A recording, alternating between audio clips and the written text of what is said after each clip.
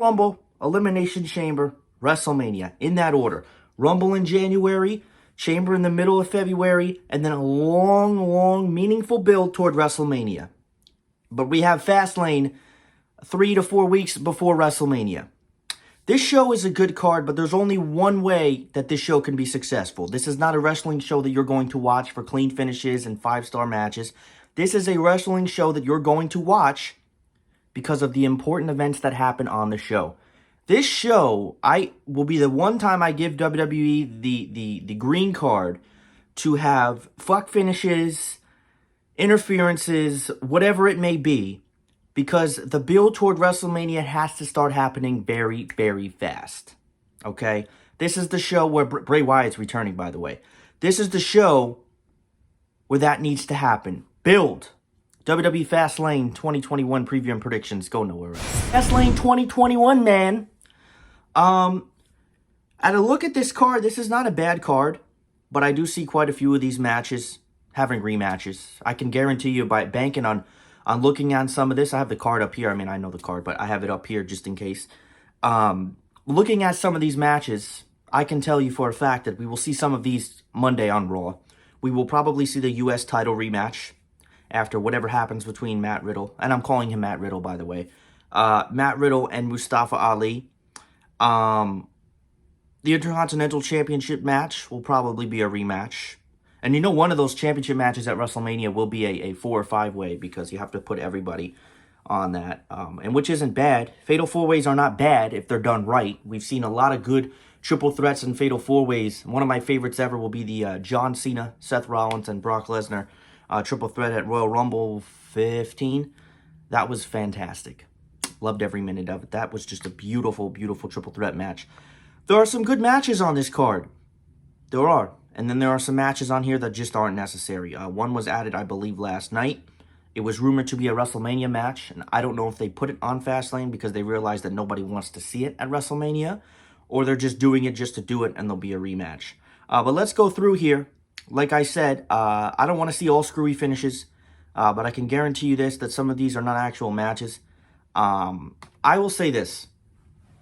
I would like 2 of these matches to be very good, because at least 2 of these matches on the card are very good.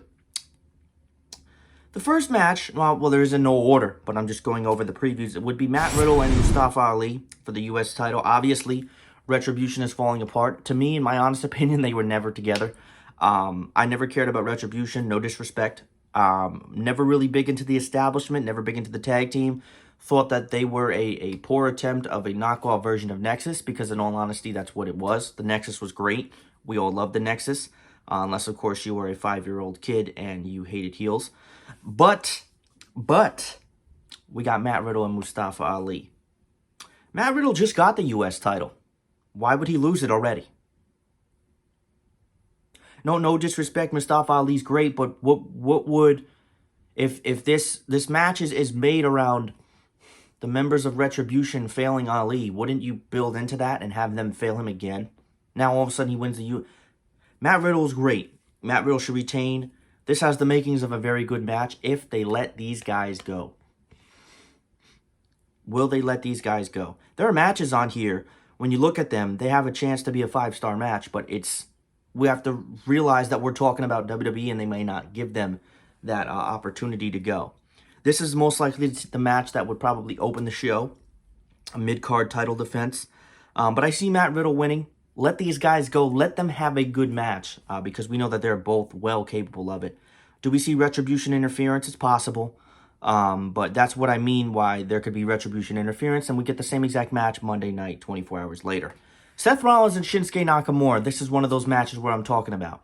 Depending on what environment you are in, this is the type of match that anybody would want to watch.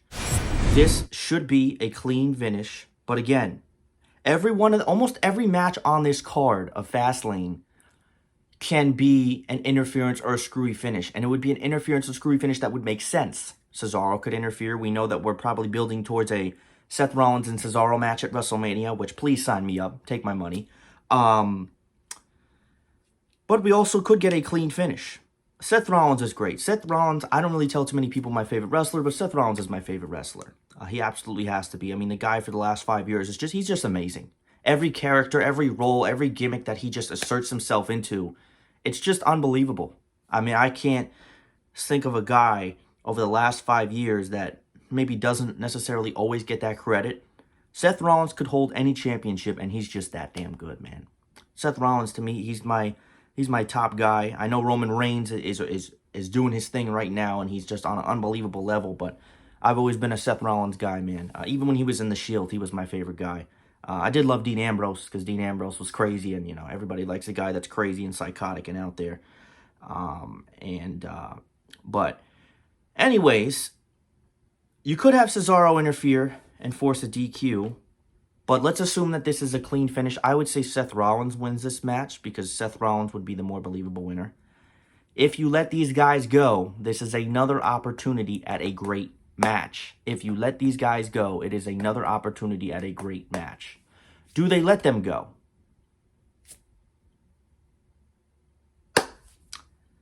This is one of those matches again. The next match that I'm going over is 100% is a no contest. It's not an actual wrestling match, because we know what's happening. We know where it's going, okay? There's never been a match that's more obvious in my eyes. I don't think there's any other way that that match could possibly go, but I'll go with Seth Rollins to get the win, assuming that it's a clean finish, and assuming that we don't get a match, we don't get a Cesaro interference. Again, if a Cesaro interference comes, can we have it be somewhat early? I really don't want to see these guys I always hate a 4.5 star match that gets ruined by a crappy finish. Okay, I would understand it, but it's pay-per-view light. Let these guys go. Alexa Bliss and Randy Orton. This is the first on-paper match between a male and a female, probably since the Ruthless Aggression era, maybe even the Attitude Era, the days where China was fighting men. Rest in peace. This is not an actual match, and I will say that along with a lot of other people, this has gone on 14 decades too long. The Randy Orton and Alexa Bliss storyline, that when it first started was great, we all loved it, and it dragged, and it dragged, and it dragged, and it dragged, and now we're here. And Bray Wyatt is coming back when Alexa Bliss has already become, and again, this is not me, this is from another YouTuber, Alexa Bliss has already become the star of the act. She has already become the star of the act, and now the assistant manager is coming back when the manager was there the whole time. The assistant manager is Bray Wyatt. Listen, Bray Wyatt, you're going to have to do a lot for me to make him feel important again. Because it's just how it is, okay? This is not a match, this is a screwy finish, and The Fiend returns. About as obvious as it possibly gets, and it sets up for the inevitable match between Randy Orton and The Fiend at WrestleMania. How they introduce The Fiend into the match is very important. Do not have his music just hit and have him walk to the ring, because that is the most uncreative, lame thing that you can possibly do. Whether he comes from under the ring, whether there's a video package backstage, he sneak attacks, that's another boring thing you can do. You've done all these creative scenarios and all these creative cinema-like packages with Alexa Bliss. Have The Fiend, who is coming back tomorrow night, have The Fiend come back in a unique experience. Don't have his music just hit and he comes out with his mask and the masks, by the way, that are sold on WWEshop.com that look absolutely nothing like the actual Fiend. Have him come into the match to interfere. Now, how early is this? I can't imagine Randy Orton and Alexa Bliss having an actual match for more than 3 minutes. The worst thing that could possibly happen, and this actually just crossed my mind, the worst thing that they could possibly do would be to have the match, have Bray Wyatt come out and have him have a match with Randy Orton instead. That scares me. I don't see it happening, but I could see Alexa being like, well, I have someone else that wants to have a match. That scares me. I don't want to see that. No contest, Fiend comes back. I think 100% of all people that will preview and give their prediction on that match will give you the same exact opinion. We get to a match that was supposedly supposed to happen at WrestleMania. Braun Strowman and Sheamus. I can tell you I'm pretty damn happy that it's not. And we're not getting a WrestleMania match because, in all honesty, this is a FASTLANE caliber match. And I always say no disrespect because I don't want a wrestler to see this, and I don't want them to come at me and block me on Twitter or just say, oh my God, oh my God. I'm trying to be as negative or as minimize my negativity on my channel because I'm not one of those people that like to spew the negativity, but I tell you how it is. I'm not going to be overbearing about it, but I tell you how it is because I'm a lifelong wrestling fan and I don't want to see some of the garbage that I tend to see. However, Braun Strowman and Shane McMahon. I have a feeling that this is not a one-off. I hate to say it. I have a feeling that WWE is going to have this happen again. Another time where a screwy finish. I don't see Shane McMahon eating a pinfall and just going down like that. With all the time they put into this match, that shouldn't be given as much time as it did. Same thing with Braun Strowman. There's no way in hell Braun Strowman, at least the way that they should be portraying him, should be eating a pinfall from anybody anytime soon. Let's start portraying Braun Strowman as a legitimate monster. And you'll see how much of a the sky really is the limit for a guy like Braun Strowman. It says here on CBS, the expectation should either be a disqualification or McMahon finding a way to outsmart Strowman. That's what I think. I do think Shane McMahon's going to win this match. It will not come by pinfall or submission. You know, this is the perfect example of a match between Shane and Braun Strowman where you have the guy that's much smaller. You know, he's very quick, very smart. Shane's very, very intelligent. And then you have Braun, who's built to be this guy that's massively powerful, but technically doesn't have the smarts. It's an example of the guy that's smaller, who's really intelligent, and then the guy that's big, that's all muscle and no brain. You would think that Shane would win this match via some smart tactic, whether it's a handcuffs to the ring post, a disqualification, a count out, whichever means you would think that Shane McMahon, and that'll be my prediction, is to win this match by some intelligent tactic going forward. Big E and Apollo Crews, I thought that they were actually going to put this at WrestleMania because this is, to be honest with you, a WrestleMania caliber match. This could be a very good match. This is the one match I do not want to see any screwy finish whatsoever. I want this match to be clean, straight and to the point. Big E's fantastic. They finally started to give Apollo Crews some kind of character. Whether you like it or not, that's up to you. But Big E has been doing his thing. And while I think, in all honesty, I think that Big E's the type of guy where he should be holding a title, and every title's significant, or at least we're told it is. He should be holding a title that's much more significant than the Intercontinental title. Had Roman Reigns not been on SmackDown, I think Big E is the type of guy that should be holding the Universal title. Not forever, but a guy that should be holding it. Apollo Crews gets this character and gimmick. You could give Apollo Crews the title, but I don't see the point. You gave him the U.S. title during the pandemic. Wasn't really that great of a reign. If you take the title off of Big E, which I don't see necessary, then what? There's something here it says, I don't like to read. How effective was the move? The 2 nights to fill before WrestleMania would be easy enough to put the belt on Crews before moving it back to Big E in April. But why? Why? Are you just going to give Apollo Crews the Intercontinental title because he's, are you just going to give him the Intercontinental title because he gets some reward for a gimmick that broke through? And then just to give it back to Big E? See, that's I don't understand. It's like free candy. You're just giving it to him because you want him to have the belt before. Who is this guy? Brookhouse. You're just giving it to him because you want him to have the belt before WrestleMania just for Big E to win it back. Again, it just doesn't make sense. Again, have Apollo put up a great match, but I would go with Big E to retain. A match that, again,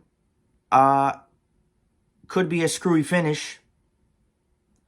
We'll talk about the Women's Tag Team Championship between Nia Jax and Shayna Baszler, taking on Banks and Belair. The fact that Sasha and Bianca are supposedly having this WrestleMania match for the Women's Championship, and they're buddy-buddy 4 weeks before the event, is not what we need to see. This needs to be, tomorrow night needs to be the night where Sasha and Bianca, one of them cost each other a chance at the championship, and it gets heated. I don't want to see anything. I don't care about a clean finish. I don't care about anything. Nia Jax and Shayna Baszler retain the championship, and in the process, Sasha Banks and Bianca Belair get very heated. Somebody screws somebody. There's a heel turn. Whatever it is, needs to happen tomorrow night. We are 3-4 weeks away from WrestleMania, and they're ready to go out and have ice cream together. No. Drew McIntyre and Sheamus. Can we have a Sheamus appreciation here for a minute? Sheamus is great. A lot of people will say that Sheamus will never get to that top guy status again. And I don't think he'll win this match. This could be a great match between two great guys. Sheamus is so underappreciated in a lot of things that he does in WWE. And I can't help but tip my hat to a guy like Sheamus, man, because Sheamus is so great at what he does. He's on a great run right now. I mean, his feud with Jeff Hardy was so underappreciated. Everything that he did. Again, you wouldn't think that Drew McIntyre would go into WrestleMania losing a pay-per-view match. Sheamus will look great. Have these two brawl, have them go crazy. But, well, someone has a theory here, too. It says, this is an awful theory, by the way. A no contest forcing Sheamus versus McIntyre on the first night of WrestleMania with the winner getting Lashley on night 2. No, I think that I would rather know who my main champion is fighting. I would like to know who my main champion is fighting on the main event of WrestleMania, maybe a little bit longer than 24 hours before. No. Could end in a no contest. But I don't know how many times we have to see Drew McIntyre and Sheamus. This should be the finale of the feud, and it should be a damn good match. There's no way that Drew McIntyre could possibly lose this match going into WrestleMania. I can't see you having a guy going into a championship main event and you're going to have him lose. Sheamus is great. Listen, Sheamus, anybody else in that match, I would say Sheamus, but let's get to something tricky here. The main event, presumably, Roman Reigns and Daniel Bryan for the Universal Championship. This is a makeup match for what should have been at Elimination Chamber. But instead, at Elimination Chamber, we got Roman Reigns charging out and beating Daniel Bryan in 5.3 seconds. This will be the makeup to that.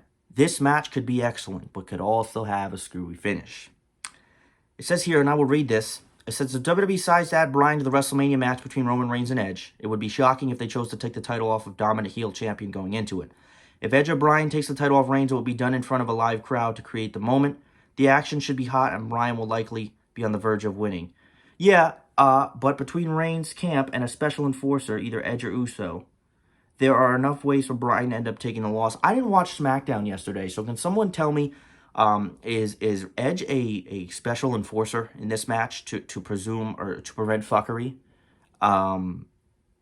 That's just what I want to know. I'll probably look that up and see that right after. Yeah, Roman Reigns should retain here. There could be a little bit of an interference. Have him and Daniel Bryan have a classic. They're both great.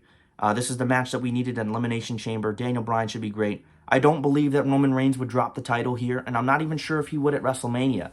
But I definitely, for some reason, can see Daniel Bryan added to the WrestleMania main event, making it a triple threat. Because if you look at it, Roman Reigns could drop that title without eating the pinfall, and neither would Edge. They would probably make Daniel Bryan eat the pinfall, which, nobody ever wants to eat the pinfall. But I could definitely see that happening. I do see, yeah, I would go with Roman Reigns to retain the championship here. That's my my prediction going forward. However, I would put it past me. A lot of people say they wouldn't. I would put it past me. I don't think there's any way. Roman Reigns losing the title tomorrow would be nothing. If he were to drop the title, which to be honest he doesn't need to, but if he was going to drop the title anytime soon, it would happen at WrestleMania. It shouldn't be to Edge. It should be Daniel Bryan, who will probably, if Daniel Bryan were to win the main event of WrestleMania in a triple threat, it would be him pinning Edge. They will protect Roman at all costs. But I'll go with Roman Reigns to retain the championship. But I'm still, again, it is what it is. As you can see, guys, FASTLANE is going to be a very eventful pay-per-view, or at least it should be. These are my preview and predictions. Hit the like button, subscribe. Enjoy the show.